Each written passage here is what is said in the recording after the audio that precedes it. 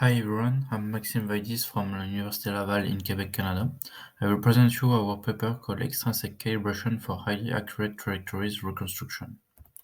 Generating reference trajectories has become crucial to advancing knowledge in the field of 3D mapping. New techniques using several robotic total stations make it possible to obtain the 6 degrees of freedom pose of a robotic platform and thus to make comparison with algorithms such as ICP to assess their accuracy. However, using multiple robotic total stations brings new issues which can deteriorate the precision, such as the extrinsic calibration, which put all measurement points into a common frame. State-of-the-art extrinsic calibration methods in geomatics use static control points. These control points are measured via retroeffective markers, or prisms, which are located on geodetic pillars or static equipments. By doing an alignment on these points, it is possible to obtain the rigid transform, which can express all the data into a common frame. Then, the measurements taken can be all placed in this common frame. The static ground control points calibration is the best state-of-the-art method to express the data into a common frame. However, data collection, as shown in this video with one prism used, takes usually 20 to 45 minutes to achieve the desired accuracy. We want to reduce this time before each experiment done. The main contributions of this work are to propose a new dynamic inter-prism calibration. This new method doesn't rely on static ground control points collection and come alongside with a preprocessing pipeline to increase its precision. Both were evaluated on a 30 km dataset of prism trajectories with the code available online. Our preprocessing pipeline is used to increase the precision of the final calibration results. 4 different modules are used. Module 1 and 3 remove some outliers in the measurements. Module 2 allows us to sort the time intervals when we have 3 prisms positions measured by the different robotic total stations. The results of this module are subtrajectories for each prism. Finally, as the measurements are still not synchronized, Module 4 does the data interpolation. After preprocessing the data, we can use our extrinsic calibration method. This one is based on minimizing the distance between the 3 apparent interprism distance computed from the interpolated prism trajectories.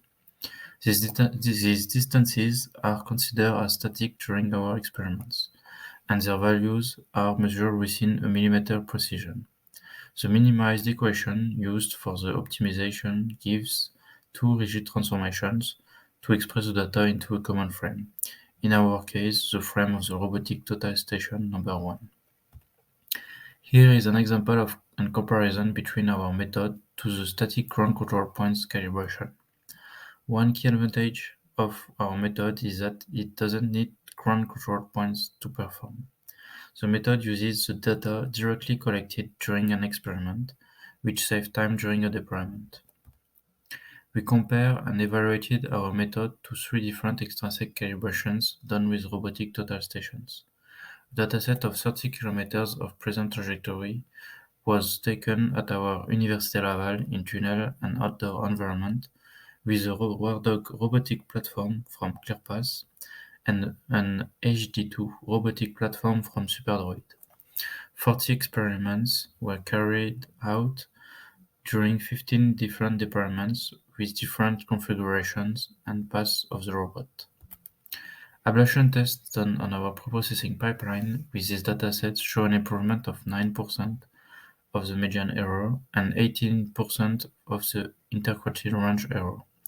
It shows also that linear interpolation is enough to compute the results, compared to the Gaussian process, which has less precision. We think this is due to the few number of points used as training on short time intervals. Then we evaluated our method and compared it to 3 state-of-the-art extrinsic calibration methods. The main metrics used for the comparison are the ground control points distance error for the accuracy and the interprism distances for the precision. Our dynamic interprism calibration increased by 25% the precision of the calibration. It still has better accuracy than an RTK GNSS and this without any static ground control points taken. In conclusion, we develop a new dynamic extrinsic calibration based on an inter-prism distances optimization, alongside with a preprocessing pipeline. Ablation tests done on our preprocessing pipeline show an improvement of 9% of the precision, which demonstrated the usefulness of our pipeline. Also, we found out that linear interpolation is enough to compute the results. Our dynamic interprism calibration increased by 25% the precision of the calibration compared to the other state-of-the-art methods. As future work, we want to study in detail some cases when the method fails. It happens when the number of measurements is not enough, and also for some type of pass done by the robot.